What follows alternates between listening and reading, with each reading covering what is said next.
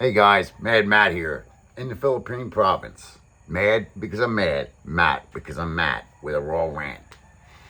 Please like and subscribe and make a comment because I love the comments. This is not going to be much of a rant. I wanted to share this story because I have so many stories about the girls and they're all legit. So why not share them? It's nothing bad. It's just the harsh realities, the truths. All right. This is a story about two girls, almost from the same exact area. One was from something called, I want to say MacArthur Lake Day, and the other one was from Samar. So they're close enough, right? I met them in the same week, in the same place, Angela City, different bars. Both the same age, 18. So they said, neither one of them were cherries, neither one of them had children. One was working on Walking Street at the time. It was 2023. The other one up on Fields Avenue. They were complete opposites in every way imaginable. And this is the truth. The one was very short and cute, little chubby, but not fat. Short and cute and innocent. And, you know, you could tell this girl was scared of anything that had a pair of balls next to it, okay? This girl was timid. She was shy. You could tell she was what she was. The other one, you know, that was the one on Red Street, the Walking Street. The other one was up on Fields. And when you met her, she didn't have great English. And she almost looked very tropical looking, you know what I mean? She had that wild look in her eyes. Not sexy whatsoever, other than what you saw right here. Right here, she could pull it out of you without doing anything else. And I don't think she even knew it. Her body wasn't great. She was a chubby girl with, you know, these girls here, they're not built to get chubby. So when they get chubby, it don't look right, some of them. She was sloppy, very sloppy. I'm just being honest. But she had a look in her eyes like she could make you cry.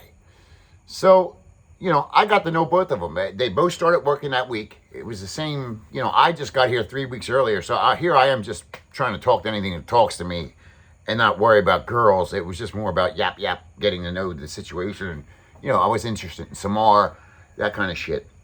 But both of them 18. Neither one of them knew each other. One's working at a higher end bar, so to speak. The other one's working at a not so high end bar. And, when I met the short, cute one on Red Street, I remember saying to them, I'm going to take her out. But, you know, and I knew the mom. I'm just going to take her out for a little bit, talk to her, get her to, you know, it's her first week. She goes, Matt, it's her first week. Yeah, she just started. She goes, you're not going to, I said, no. So, and I'm sorry I look bad, guys. I just quit smoking. I think I just put it in my previous video. I did. I quit smoking on February 1st, and I think today's February 5th at like 4 o'clock in the morning. I'm sweating so bad. I haven't had bad cravings. I just had crazy insomnia, and you can see it in my face. I'm trying my best to deal with it. It's killing me. And, you know, I waited 5 days to even make a video because when do I want the cigarettes the most? When I drive or when I'm doing videos? So, I kind of held off on the videos and even held off on driving for the most part until yesterday.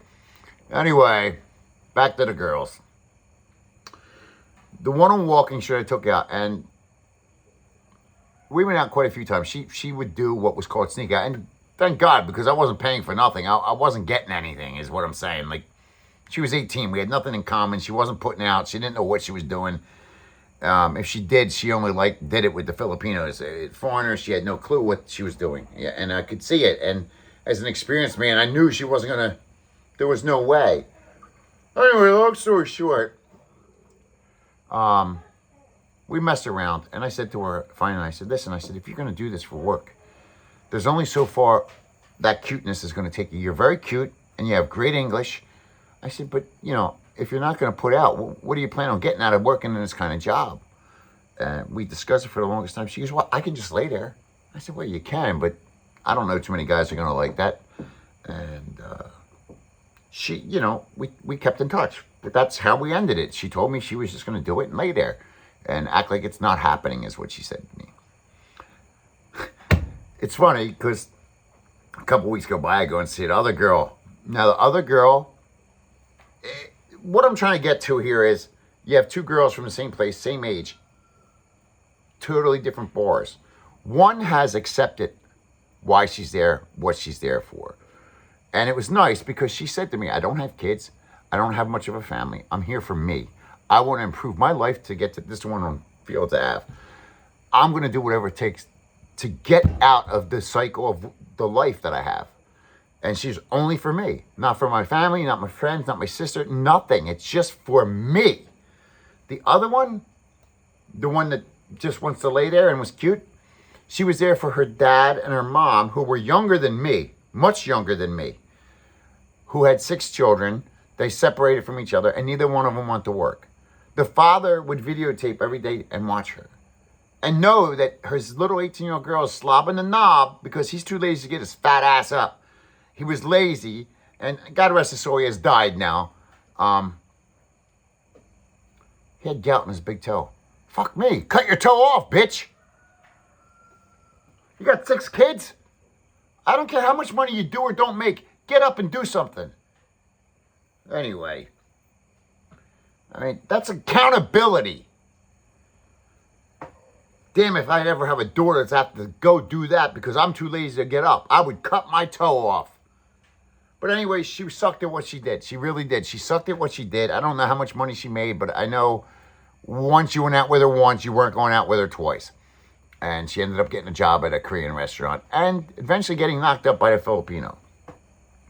I said no names or bars. The other one said to me one day, this is after many months, you could tell, I don't know how she did it, but she ended up doing really well for herself. Like, I wasn't with her, so I don't know. I mean, the girl was out every night. I'm thinking, man, she's tall, she's fat, she's sloppy looking. This girl is getting, somebody's paying every night. I'm talking to her. I said, what the hell's going on? She goes, I know what I'm doing. She goes, I got it. I know what it takes. And I said, wow. And she's talking to me. She's like, I know what it takes. I said, what do you mean? She goes, the other girls taught me what to do. I know what I'm doing. She goes, I'm good at it. I'm okay with it. It's good. Okay. So anyway, she ends up getting the cute one ends up leaving the good bar and going to get a job at a Korean restaurant, which apparently the guy was a jerk off. The other one was so good at what she's doing, she was propositioned for jobs on Walking Street, and she didn't take them. She stayed where she was because she was knocking it out the park. I don't know what the point of the story was, honestly, other than one accepted her fate, one accepted what she was doing and fucking decided to do it really good and make a really boatload good amount of money, even though she had no good looks, she had nothing. She could barely speak English, but she knew how to speak the right language. You know what I'm saying? The other one had everything going for her physically and couldn't do a freaking thing. It's sad. This is a rant. I don't know what the point of it was other than I remember these 2 girls. Somebody asked me for a story and I'm thinking, these 2 girls come to mind all the time when I think of stories because how freaking completely different, such the same but completely different paths they took. And I'm not saying one's better than the other. One just took the path of non-resistance. I'm not going to resist this. This is why I'm here. This is why I came here. It doesn't matter what the reason is. And everybody always says, even about where I'm at right now, you choose to live there? Yes, this is where I'm at.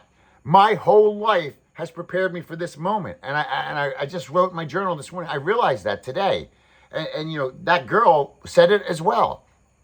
And I think when you're in that place, no matter what stage of life you're in, when you're in that place, finally you get it. I think about the businesses I had in my life. And most of my life I was a collector, but I had businesses. And one of them was, as a young kid, landscaping. Well, that prepared me for this farm. The other one, planting garden with my dad, prepared me for this. Working nights at this freaking place fixing rental equipment, lawnmowers and shit, prepared me for this. And, reading all the books I read before I came here prepared me for the obstacles I never experienced before. And I've experienced them here. I mean, dude, if you think going to the province by yourself, that's my next video. If you think being in the province by yourself as a foreigner is easy, it is by far one of the hardest things I've ever done in my life. I'll say it. And not just living here. Anybody could probably just come here and rent an apartment or a place and live here. But doing it, trying to, it's not a business per se. And by the way, this is all legit. It's just not my name. And I don't make a lot of money, believe me. I'm doing this just to do it. Actually, I make no money, if I think about it. I spend more money on that feed. I don't want to do it anymore, to be honest. I'm getting way off track. It's not that I don't want to do it. I love the few moms that I had this house, but it's not for me. And not because of money or not because of expenses. I hate watching these babies get slaughtered. Can't do it. I can't fucking do it. But anyway, I got way off track. I really resonated with the one that accepted her fate. And I'm not saying it's fate, but she accepted why she was there and what she was doing there. And she accepted it with open heart. She accepted it with full embracement. And she excelled at it. You would have thought she was the hot one, working at the better bar. She wasn't. But I would, I met quite a few girls that, in that area there, in that terrible blowjob area. Man, these girls weren't making a lot of money, but they were making a lot more money than the other girls on Walking Street, with a lot less effort and bullshit. They didn't have to wear certain clothes. They didn't have to do certain things.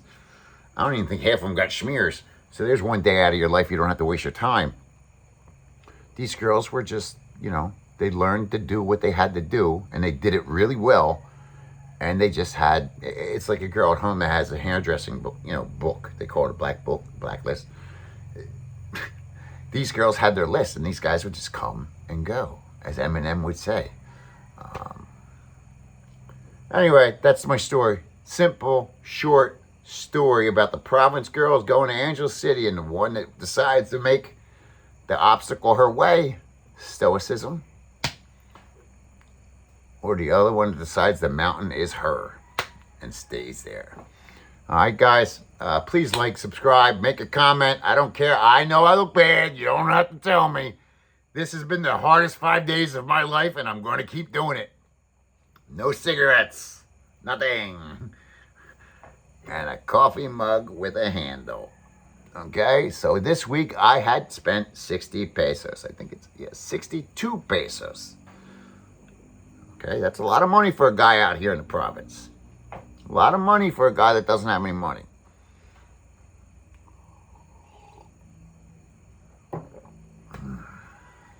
Thanks for watching. Make a comment. Sorry, I'm not myself. I'm trying to get there. Lots of joint pain, lots of sweating.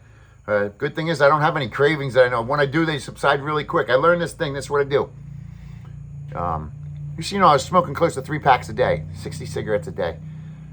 Whenever I have an urge, if it lasts more than 10 seconds, 30 seconds, I tell myself, I sit down, literally, I sit down and pretend I'm talking to a little boy that's me when I was little. And I tell him, dude, you don't want the cigarette. It's okay. Go through the pain now so you don't have to go through it later.